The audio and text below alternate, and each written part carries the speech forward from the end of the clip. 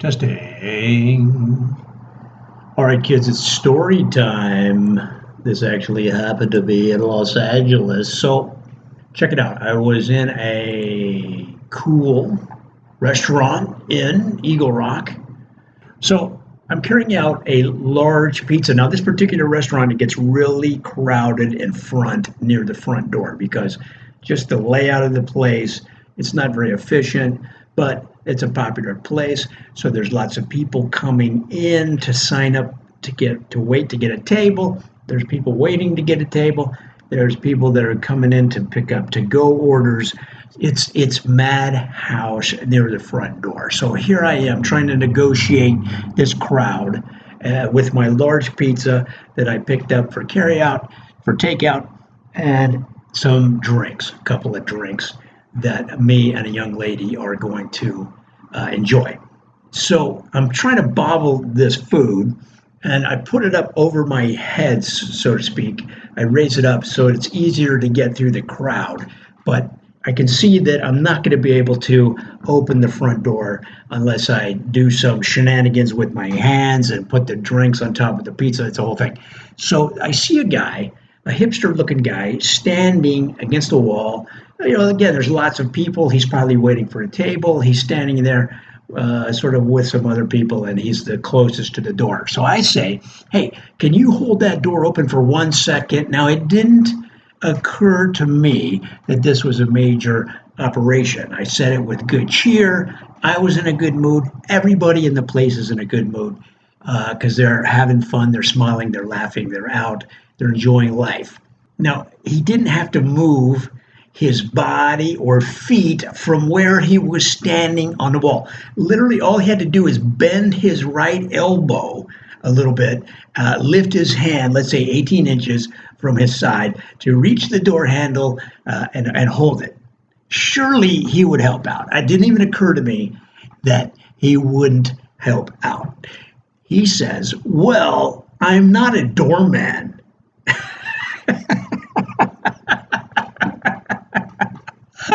No kidding, sir.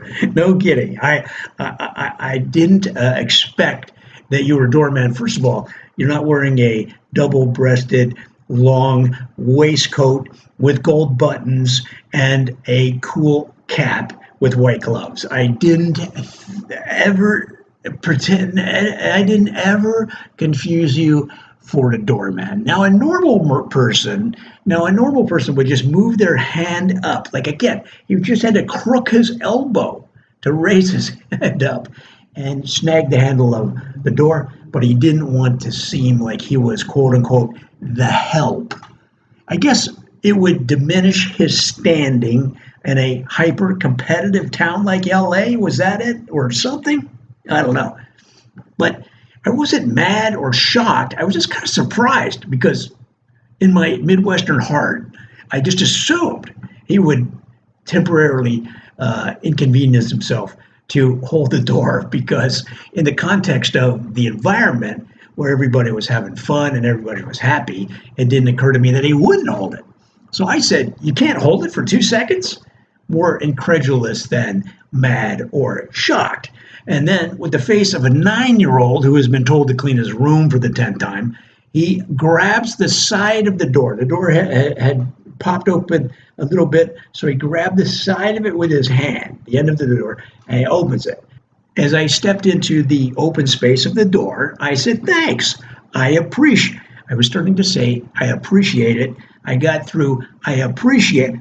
And he let the door go. And I was halfway through the doorway. He let it go, and it smashed into my right leg. It's a big, heavy door. The pizza nearly flew out of my hands onto the roof of a nearby parked car, and I almost dropped the sodas. Yeah, thank you, sir. Now, I don't know if he was displaying his LA cynicism, or if he was having a bad day, or if he was just a bad dude. I'm going to give him the benefit of the doubt and say he was having a bad day.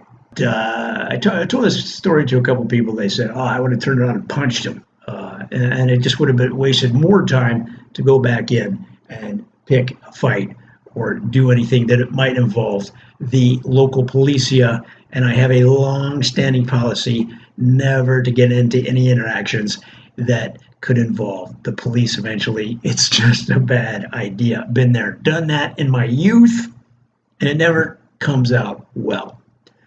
That's the story. I hope you enjoyed it. Until next time, I'll see you then.